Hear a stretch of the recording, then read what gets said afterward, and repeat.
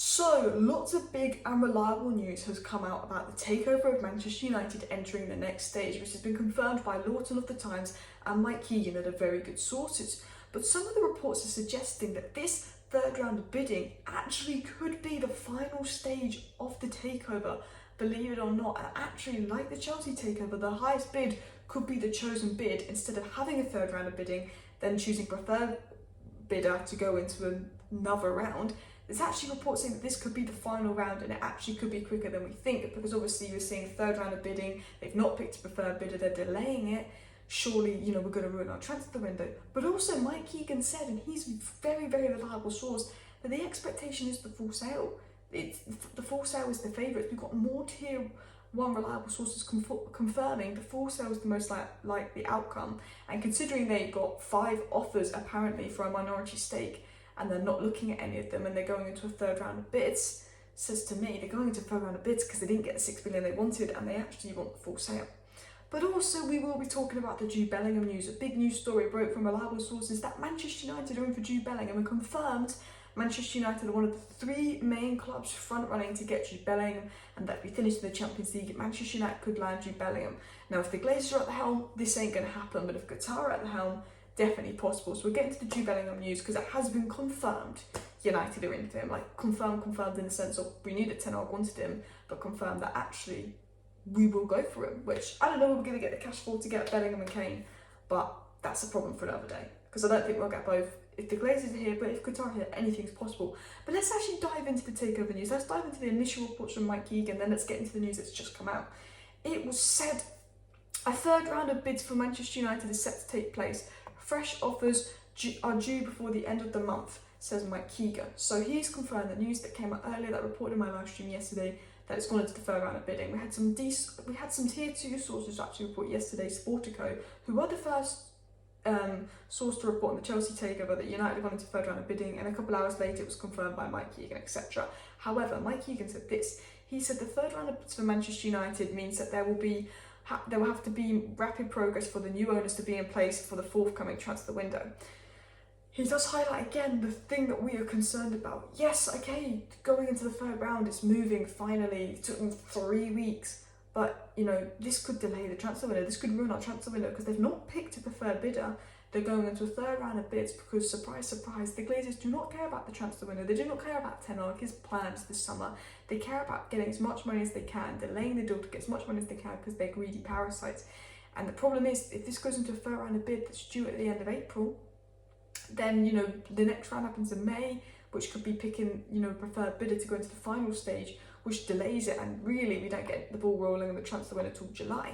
However, it was said the deadline for bids in what will be the final round of the sale process has been set for April 28th. And Ben Jacobs said, if everything goes according to plan in April, an exclusive period after final offers may not be necessary.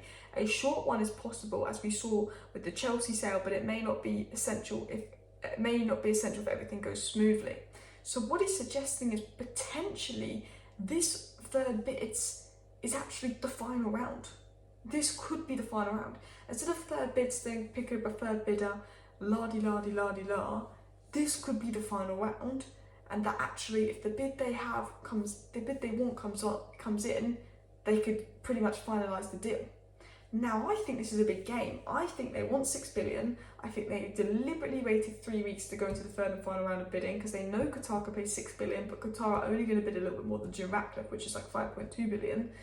And they think, well, the longer we take, we're going to ruin Qatar's summer plans. They know Qatar's getting frustrated. They know Jim Ratcliffe's also getting frustrated because they have big summer plans for United in the summer. They know Qatar desperately want United. They have more money than they're offering, and they have big summer plans, and they want to get it done so they can work on their summer plans.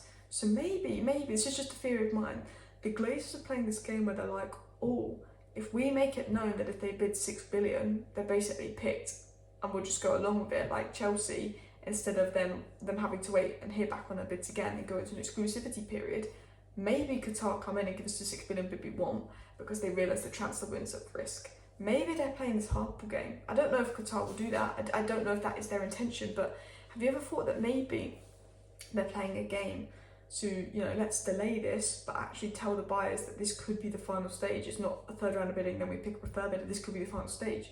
So they've got to put the highest bids in, and that if they do give the Glazers what they want, which is what Ben Jacobs is suggesting, they will be picked, rather than having to wait, rather than having to delay the deal even more. We'll have to wait and see.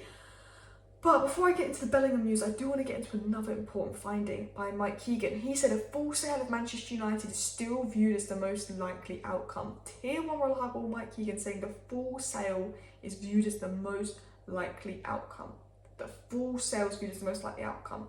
Romano is saying that obviously Sheikh Yassim and Sergio Ratcliffe are the front runners. Lots of reliable sources saying the full sale is the most likely outcome. The Rain Group releasing their intention is the full sale. Despite these delays, despite this and that, every journalist is corroborating the full sale is the most likely outcome, and the fact that we're going into a third round of bidding pretty much confirms to me they want the full sale, because if they've got all these minority stake offers which they're happy with, why are they going into another round of bidding? Because they're not happy with Jim Ratcliffe's offer, they're not happy with Sheikh Yassim's offer, because it's 5 billion and not 6 billion, and they're greedy. So I do think that although it's frustrating that the takeover is being delayed in these end of April bids, there is positivity in the sense of, I think this almost confirms that the full sale will happen. But not only that, I think that potentially, if that third round of bids is the final bid, progress could happen. But anyway, we want to talk about Jude Bellingham, and this is kind of irrelevant if the Glazers stay and until we know what new owners are, but this is Jude Bellingham, this is a big player, and this is a player that very good sources linked to United, and this was a really big, interesting story coming in. So it was said by the Telegraph that Manchester United have entered the race to sign Jude Bellingham this summer. Man City, Real Madrid, Chelsea and PSG are also counting on Bellingham. So no Liverpool. Chelsea will want Bellingham, but they won't get top 4. City will probably want Bellingham because they need midfield reinforcement. I think City could be favourites. Real Madrid definitely want Bellingham, and PSG want Bellingham. I think because City are English, they are the favourites. I think maybe if United get Qatar finished in the top 4, we could get Bellingham, but I do think because we need defensive and attacking reinforcement on top of a midfielder, I do think we need to sign about 5 players. I think we need to set about a right back, a striker, a midfielders play next to Casemiro, and a Casemiro understudy, and arguably a goalkeeper to play with their feet. Can a United in a position where they can spend 100 million on Bellingham? I don't know. Maybe if we have unreal Qatar owners, we sell 13 players like Ten Hag wants to do, which could raise another 100 million in sales, and we finish in the Champions League. Anything is possible. But again, I don't think United are going to sign Bellingham, but you just don't know. We'll see how the transfer window goes, we'll see how it moves. Ten Hag obviously wants the guy, but Kane is the priority and he's expensive himself. Now, it was said that Manchester United are on course to be financially reinforced by a return to the Champions League, and what happens with Bellingham remains to be seen, but the chase for his signature will now be headed by Real Madrid as well as Man City, United and Chelsea. PSG aren't actually at the front row for a signature. I guess if we get Qatari owners, we'd probably be above PSG in priorities, but also the Farmers League. No one cares, but reportedly they're saying if we finish in the Champions League, you know, with the financial implications of that, we'll have more money to spend in the summer. Which is ironic, because I find when we actually finish in the Champions League, the Glazers spend less, because they're like, oh, we finished in the Champions League, this team can probably get top 4 next season, we won't spend. Oh, we didn't finish in the Champions League, we've got a reason to invest because we need to finish in the Champions League to bring more money. But if the Glazers are gone, we finish in the Champions League, that does help us draw players in, that does give us more money. I do think, look, with Bellingham, I don't know if he's the perfect signing. I think he's a fantastic signing, I think he's a top player. I don't think he fixes our problems. I think because he's so young and because he's so good and he's such a talent, he can be moulded into the perfect profile we need next to Casemiro. But I don't think he's that profile we need next to Casemiro. He's not that Enzo Fernandez, Frankie de Jong type player. But look, if Ten Hag wants him, Ten Hag sees him as that profile, go with Ten Hag's view. I think he's a fantastic player, he's a very talented player. Potentially Bundesliga tax, but we see him in the Champions League perform very well. It is a risk with Bundesliga players because that league is practically the Eredivisie with Bayern Munich in it. But he's an absolutely talented player, and I would be happy if we signed Bellingham, but I do think for the price that he is slightly overrated and slightly overpriced, as good as he is. And I don't know if he's the exact profile that actually solves our problems. I do think that United may be smarter investing in 2 midfielders that are maybe the 30 to 50 million pound mark, to cover Casemiro backup and the role next to Casemiro. Then maybe the following summer, when the squad is more complete, once we've got that striker in, once we've got those 2 midfielders in, once we've got the right back and centre back we need for depth, then we could focus on spending 100+ million on a midfielder. But I think if we're focusing on spending 100+ million on a striker, I'm not sure if Bellingham is the most appropriate choice. However, if we sign Bellingham, boom, gas, fantastic player, fantastic signing. I think he's a top player. And, you know, I'm not going to complain if we sign Bellingham, not at all. I feel like I've come across quite negative. Like, I like Bellingham, I rate him. but I do think striker and midfielder is number one priority, and I don't know how we can financially afford both. But look, if we get Qatari owners, who cares? Now that is a very positive update on the takeover of United. I do think the news comes out today, pretty much confirms the full sale. Hopefully it moves quick so we can get on by summer transfer window, because Ten Hag has big plans, but you know the Glazers, they're greedy. I'm trying to be positive because I'm going to go freaking crazy with this takeover news and Glazers at the helm. But yeah, thank you for watching. Smash the like, smash the subscribe. See you next time. Bye.